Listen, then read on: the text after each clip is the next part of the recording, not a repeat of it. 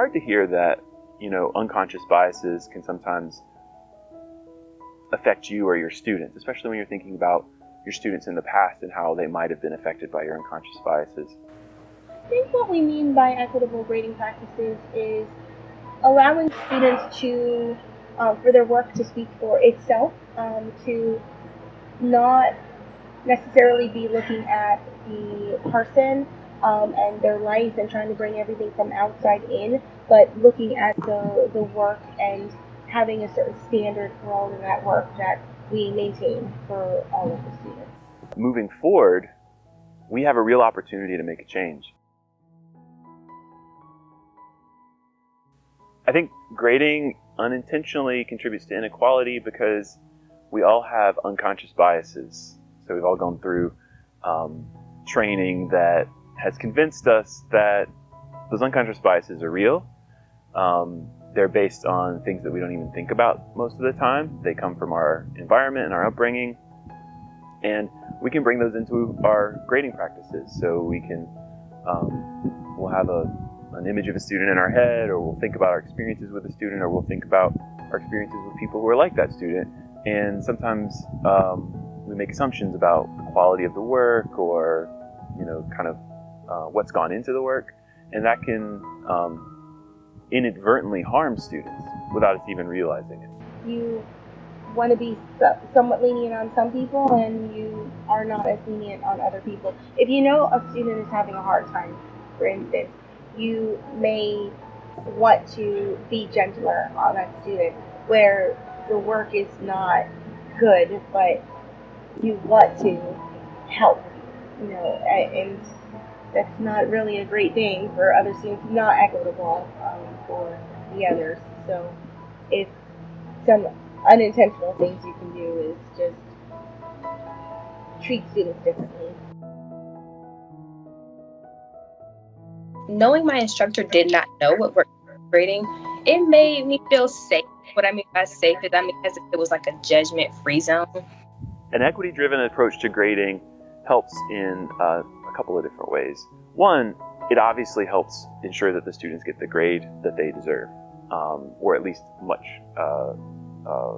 closer to the grade that they deserve.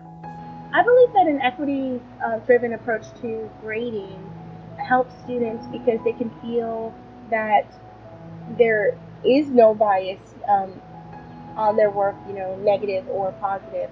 They know that the work that they have given us is what we're looking at, and we're looking at it with the same standards that we are looking at everyone else's work. But it also helps students feel more invested in the class, I think, because it helps students recognize that this instructor cares, wants to be equitable, and if the students had experiences in the past of being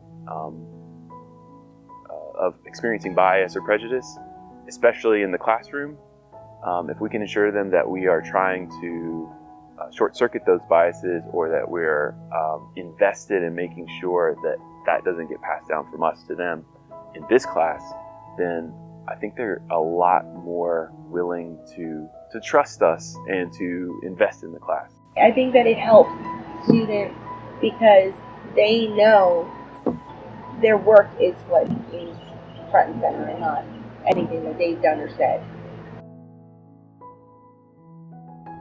One of the easiest and most effective strategies that an instructor can use to implement equitable grading in their class is blind grading. Some of the things you can do are blind grading. That is something I've chosen to do more recently, and I really have liked that practice. Blind grading obviously takes the student's name off of the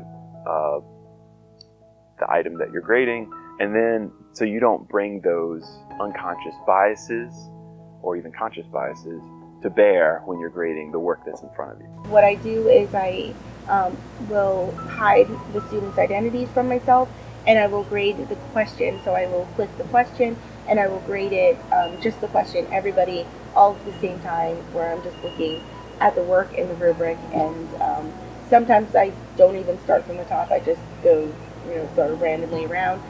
So that's even more sort of blind. I have used it in my assignments as well. Um, if you can get away from not seeing the name on the assignment, then it's really easy to just look at that work, grade the work for what it is, use use the rubric, and give the student the grade that they deserve. When I've told my students that I am doing the blind grading, my students' response to the blind grading tends to be positive. They are a little surprised that something like that exists. I felt no pressure. That's what I was thinking, like good, like it was like a few. Like I felt no pressure. I did not feel the pressure being like perfect on my like papers, or like an assignment we had to do. Because I make mistakes. So knowing that was really good. When they ask me to talk about their paper, I'll say, I don't know which paper is yours. I have to go and take a look at this. And like, how do you not know it's my paper? Well, because no one's name is on the papers when I grade it. I have no idea whose work I'm grading at the time. It's really easy in that sense to get to feel like you're really centering the work rather than your experience with the student and what you expect their grade to be. I strongly recommend that technique, because I feel like although we don't mean to, we all tend to be biased. We may not try to, but I feel like sometimes it's automatic.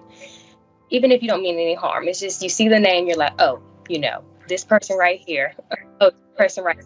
So when it's blind grading, I feel like it's all fair.